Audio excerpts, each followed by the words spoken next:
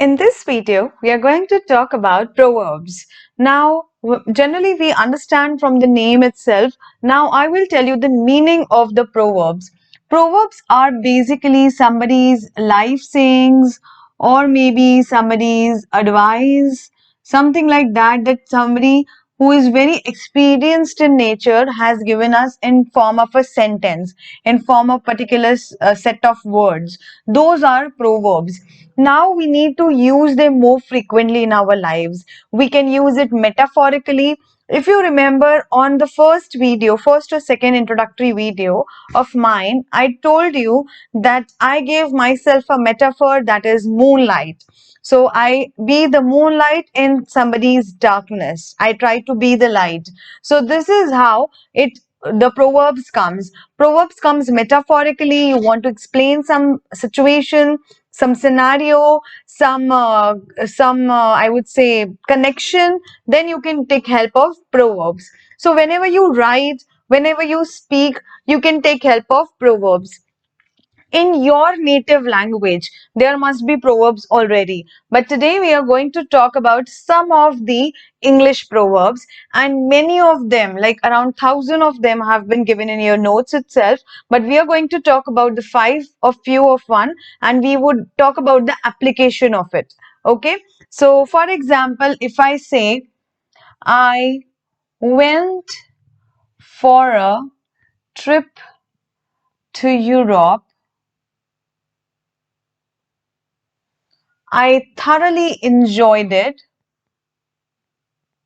I thoroughly enjoyed it. I did not want to, I did not want to come back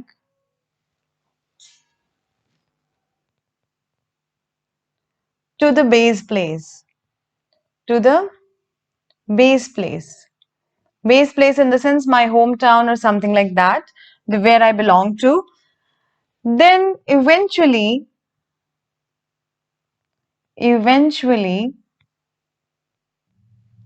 I realized that all good things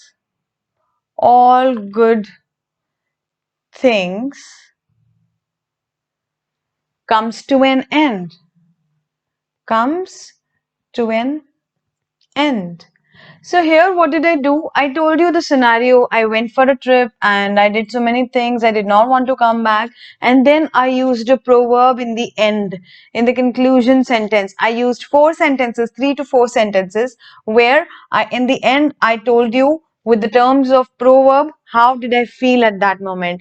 Just this particular statement, just these particular set of words tells my whole feeling about that scenario. So that's what proverbs do.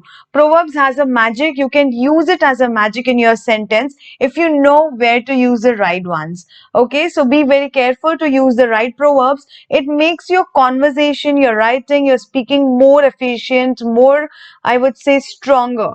So that's where you need to use it very carefully and apply it. Okay, if you don't apply it, it generally becomes a casual conversation with the other person. So don't just make it the casual conversation, make it remarkable. How you make it remarkable? By adding proverbs to it, by adding certain meaningful statement to it, rather than just speaking and writing, or maybe just putting things into words. Say meaningful things. And how you say meaningful things? When you add proverbs to it. Now, what does this proverb mean? All good things comes to an end. It applies anywhere in the world. It is universal in nature. Proverbs are universal in nature.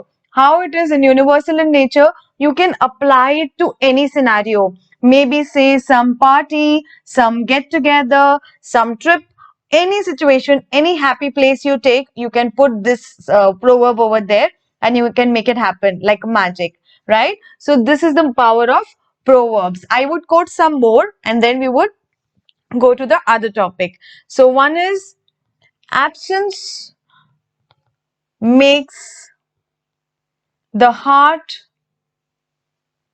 grow fonder. So what happens when we are too much present for somebody at all the times? So somewhere our absence makes them feel our importance, right? We somewhere, all of us feel in our lives this thing. If we don't, maybe in future, near future, you are going to face, because it is very normal to happen. So when this thing happens, you can use absence makes the heart grow fonder. So she was, or he was, really wanting to speak to me, because you know what, I was not there at his place or with him or her. So at that time, I could say absence makes the heart grow fonder. So I quoted a proverb which says my feeling, which says their other feeling, and it does magic. So this is what proverbs can do. Another one I would talk about is beauty is in the eye of beholder. So why we see this way, that beauty is in the eye of beholder? Because the person who see good everywhere, it says sees beauty everywhere, it sees positive things everywhere. So that's why we say beauty is in the eye of beholder. The person who sees everywhere positive things, good things, they don't find the flaws, then we can use this word for them, these words for them, that is as a proverb. So use it wisely, use it as a compliment. Like many times people say me that you are such a person who tells us our qualities, our attributes, our features, our traits. So I say at that time, it is nothing but beauty is in the eye of beholder, or they compliment me that beauty is in the eye of beholder. As a proverb, they can be used. So be careful, use it wisely. You can play with the words and make magic happen, make your relationship with anybody, be it friend, boss, anybody, your relation grows better when you use the right proverb at the right place.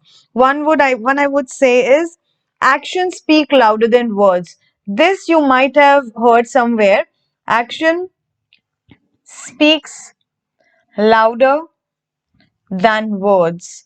So here, what they are saying, that no matter what you say, your action speaks more, your physiology speaks more. That's what the rapport building technique is. One of the videos I'm going to talk about the rapport building technique. By using the words, by using the language, also you need to observe onto some things which conveys your message rightly. So there you can use action speak louder than words. This comes from there. Okay, from the rapport building. One thing is there, beggars cannot be choosers. Beggars cannot be choosers. So here, the person who is already into debts, already into low things, and they can't say, I don't want this, I want this kind of a thing, I want better things and that.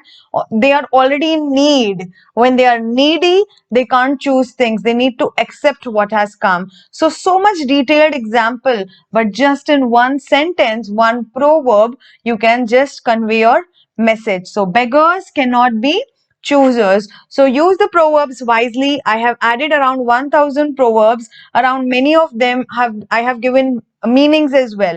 What does this proverb means? And I have also given the example sentences in your notes. So apply them wisely. Read at least 2 to 4 proverbs daily and apply it on daily basis. So this way your grammar, your English would grow immensely well. So this way you need to apply it. All right. I would see you in the other video. Thank you.